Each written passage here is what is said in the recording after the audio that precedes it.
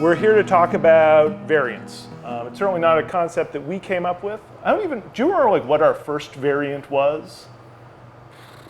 I have no idea. Probably like grapefruit cheater hops 1 maybe. Probably something with vanilla, knowing us. But essentially for us, a variant is anything that we take a beer that we've already brewed, already fermented, and we take a small amount of it, 5, 10, 15 gallons, and infuse it, or dose it, or re-ferment it, or... Yeah. What are some of your favorite variants from our first year? I'm a big fan of all the sorbet ones. Yeah. So whether we're using grapefruit, which we did, it's coming up this weekend, grapefruit vanilla or orange zest vanilla. Yep. Those are always up there for me. Yeah, and just sort of the concept with those is we didn't want to call them milkshakes because we're a vegan brewery and we're not adding actual milk, and so we thought it'd be misleading to say, to not have milk, sugar, or lactose, whatever in it. Mm-hmm. But yeah. Their variants are fun because it's a way for us to sort of still be home brewers a little bit.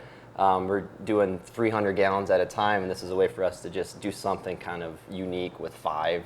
Yeah. And occasionally they really hit. That first batch of Vanilla Fort, so it was just a hazy-IPA with Citra and Azaka Pello Fort, and then we added vanilla bean, one bean per 5 gallons. Mm-hmm. And really it just gave it this rounded, just full ice cream, orange Julius sort of thing that we scaled it up.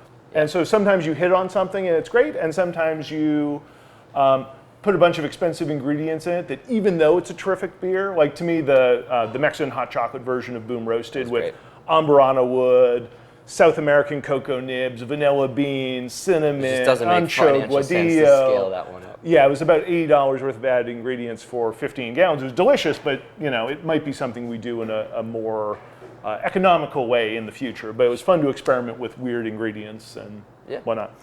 So for Cheater X is the 10th in our series of Cheater Hops beers, and one of our favorite hop combos, Nelson Sauvin and Galaxy. 2 of almost what we would consider like the ultimate cheater hops. Yeah.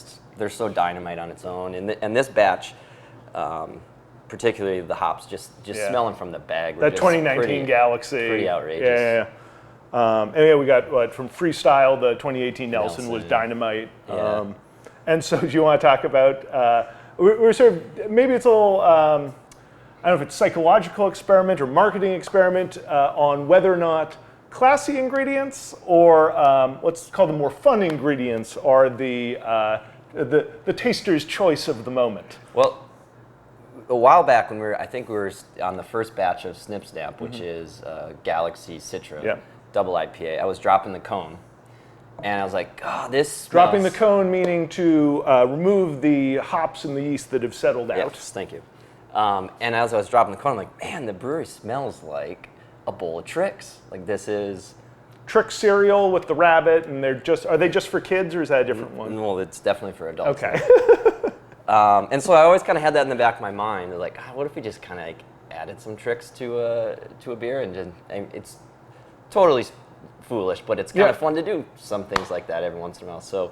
And it's a silly idea, but it's also, we took Christina Tosi from Milk Bar Recipe on the ratio of oat milk in our case and Trix cereal.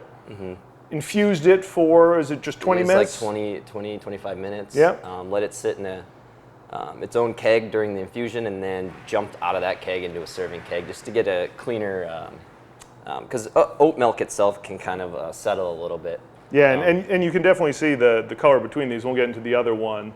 But this is the Trix oat milk beer. I wonder if all of that color came from the Trix itself too, just that like multicolor kind of, a mix of blue and green and red, and it ends up being a little bit more brown than anything. And the oat milk too is actually a little dark compared to like normal traditional milk. Yeah, it smells like Trix. It's got like corn is obviously got to be the main ingredient, but like that corn flavor, that it just literally smells like sugary. When you're done eating the cereal and you have that milk in the bottom, and that's what this is. And it was about, for 5 gallons, about a whole box of Trix. Mm-hmm. And how much oat milk total? About 32 ounces, so half of the container. All. Well, we sort of did it twice. Okay. since it's the first time we did it, the first go around at infusing it, the oat milk and the Trix, doing it separate and then jumping back in, just consumed so much of the liquid that hardly anything was left behind. Yeah. So we did a re-infusion where we used half of a 64-ounce thing of oat milk, put the Trix in canisters, put it into a corny keg, and then filled it with beer and left them, like the milk was just in the keg, and then filled it with beer, let that set for about 20 minutes, and then transferred out. Oh, okay. So just the to try to first get one more was and more infused flavor. in the oat milk, and then a secondary infusion of beer mixed with oat milk and the Trix. Yep. Learning as we go with cereal beer. Yeah, yeah. No, it's fun. It is. Like so many of these beers, I'm glad that we didn't make 300 gallons of it. I'm really interested to see what people's opinion of it is. What the Untapped score ends up at, what the comments when people get a little taste of it in the tasting room. I think people are going to like it because it delivers on that promise. Yeah. But just whether or not you like the concept is probably another. It's like we said earlier. It's kind of foolish, but that's kind of the point. It's fun to do stuff like this.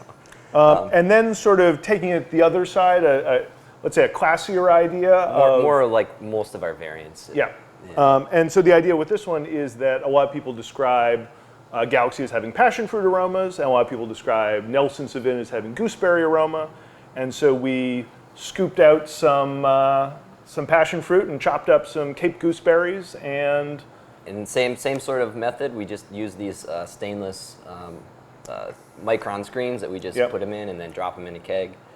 A lot of times with these variants, it's kind of fun to take flavors that are already in the beer, whether from the hops or even if it's malt, in terms of like maybe coffee or something, and just kind of amplify it, boost it by using a and a real ingredient, rather than saying malt can taste a little like chocolate or a little like coffee, but it's never going to taste exactly the same.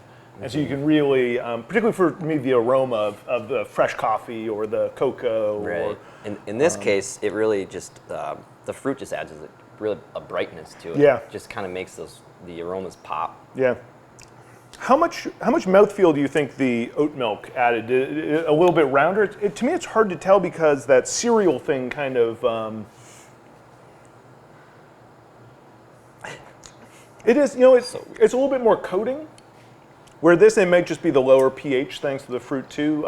It's a little crisper, it's a little easier to drink. It's just like oat milk itself, if you just, it's silky. I mean, just kind of the same thing when you add a bunch of flaked oats or malted oats to a beer, it just kind of adds that viscosity to the mouthfeel. And I think this is just amplifying it even more.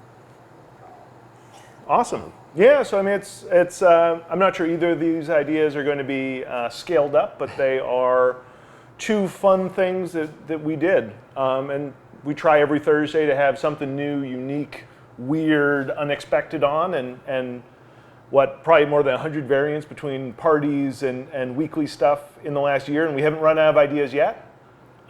We will eventually. Yeah, it keeps us, it keeps the brewing fun. I mean, as homebrewers, we were doing kind of wacky, weird stuff. Because you can't buy stuff like that, or you just have an idea and an itch you just need to scratch. And in this case, we can still kind of play those. Yeah, and in some ways, it's better than being a home brewer because I wouldn't want to make 5 gallons of this if I had to drink 3.5 or 4 gallons. I'm not sure I would spend an entire Saturday making a Trix batch. Yeah, so. but for here, it's fun. We get to each have a glass or two. Yeah, and then the public gets that experience without the effort or the work or the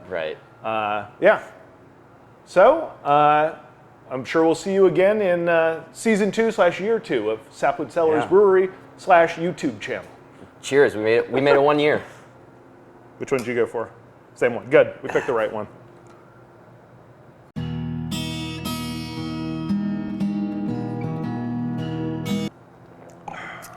Cool. That was pretty good. Real fruit. Better than fake fruit.